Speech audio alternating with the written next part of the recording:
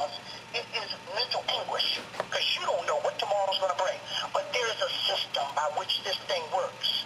It grinds slow, but it grinds, it grinds, it grinds, and it's got to go through. And what Paul had to do this morning was send it to Boyers, who would then in turn send it to legal recon, who would then in turn make a determination on your financial situation, because now you do have income.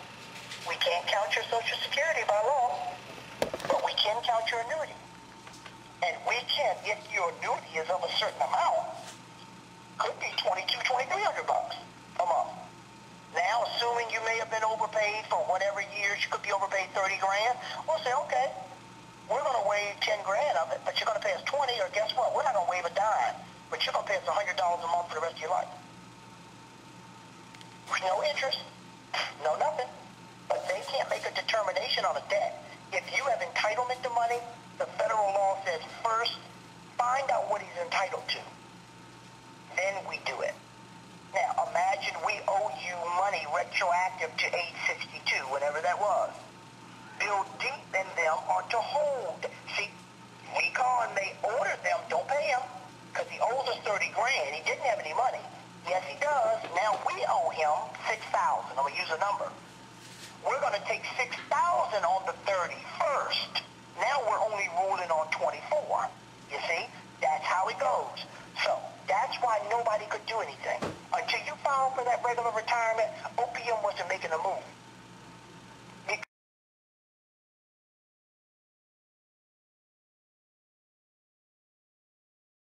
Because last year, August, you were shut down. You may have had zero earnings, zero money to take anything back from. So OPM simply delayed it. We just simply got you to a point where you could actually start getting an annuity that we could maybe start getting some money out of. And that's what's getting ready to happen here. Okay. So that's what, if Paul probably didn't know that process, and a lot of other people have been working in as many different sections, so they don't know how that goes. So they're going to make a decision. The two main things that they use to waive a debt is, one, that it was a debt through no fault of your own. You did not fault. It was not your fault that we didn't catch on to you sooner. Okay? The second requirement is that you must show that you cannot pay it back. And three, that it would be against good equity and conscience for the government to take it back and put you under hardship. If they show all three, if they show where you meet all three of those, then they will waive the debt. If they can say, well, he didn't take it, and, he can't afford to pay it, he couldn't afford to pay back 30 grand, but it's not against good equity and conscience for us to make the guy pay $100 a month on it. So we won't take $300 a month of his now $2,000 retirement. We'll take $150. And we won't waive a dime of it. We'll just get $150 a month until he either pays the 30 grand or he drops dead. And sometimes they do it that way, but every case is weighed on a case-by-case, whatever basis. So that's why right now a whole lot's waiting on Boyers.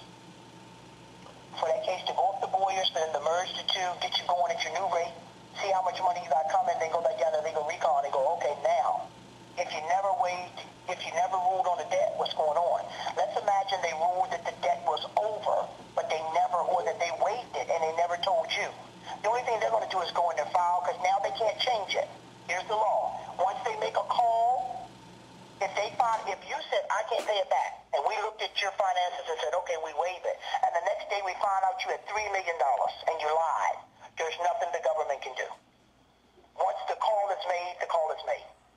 So if they already made the call, and you never got a copy of it, let's just imagine it was made, but you never got a copy of it. Somebody thought they mailed it to you and they didn't. I don't got nothing, but go ahead. I only got from what transpired out of Mr. Green and your office when Paul Green was your employee under your supervision. But I never got nothing after all the documents that I sent back. I never got from Mark Vogt's office or anything. I never got a clearance of the debt or anything. So I'm just being honest. And trust me, if I had $3 million, I would have paid back that debt. But well, yes, sir. Now, but let's imagine whoever's doing these cases is going through, and they're printing off 7 and 8 cases, and they took your case.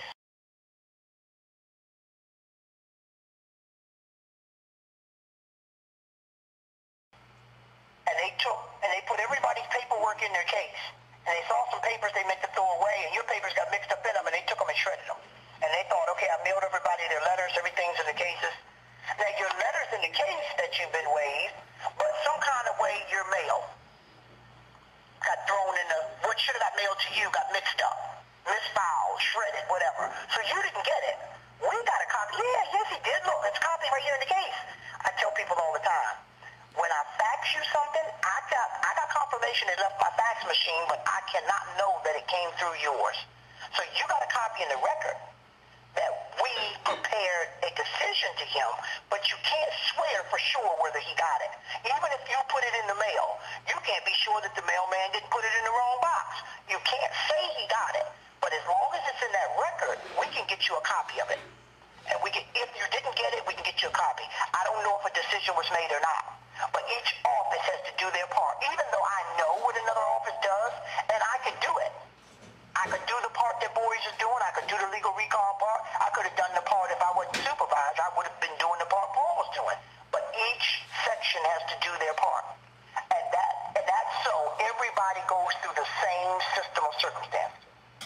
So we can't show favoritism to you and maybe not to someone else. well, I don't expect. You understand? Yes, I do. And I do know that when you're home, when you sit there and you go, Jesus Christ, I've been leaving this guy messages for 2 weeks. Can he not call me back? I mean, come on. 2 weeks to us is like the blink of an eye because of the number of cases that we're dealing with. And all of it, well, God, all I want to know is that you got my paperwork. Yep. There's about 200 or 300 people a week calling who want to know, did we get the paperwork? And if you call the 200 or 300 people back, then you can't do the cases. And next week when you go to do those cases, the other 200 or 300 people call, so you'll never get to do the cases. So there comes a point where you got to work and balance what's going on. And sometimes you need to talk to a supervisor like me, who maybe doesn't carry the caseload that Paul does, who may have the time after he gets home, like I am now, to give you a full explanation, which you're due. Mr. Redden, you're due this full explanation. The law assumes that you already knew this, because you would have known when he said you were stopped. By law, the law thinks you're supposed to say, okay, give me my regular return.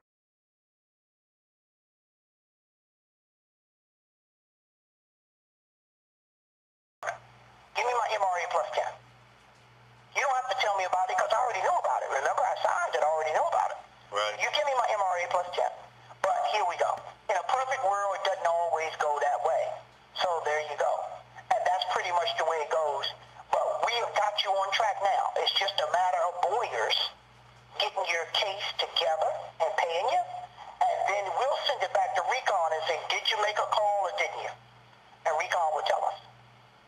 And then from that point, 1, you'll be getting your regular retirement. 2, you'll know whether or not the debt was waived. And you'll know the disposition of the legal reconsideration. This should be a lovely thing. Rick Greenwell, I really do appreciate your return phone call. I really appreciate all the explanation. I'm in tears, trust me, because I wish I would have never had to went out on disability back then. I also wish that when I tried to come into Phoenix in division and I used my, I went to use the benefit that, Social Security Act? No. When I came back into the Phoenix district office, I went in to use the reinstatement rights. Right. And they said, President Reagan's made a ruling that all government employees have to retake exams and yada, yada, yada. And then they sent me stating that, oh, Mr. Redding, sorry, you failed all 6 exams. And I'm like, how the hell can I fail all 6 of these exams? But, I was never a test type person. But all I wanted to do, Rick, was go back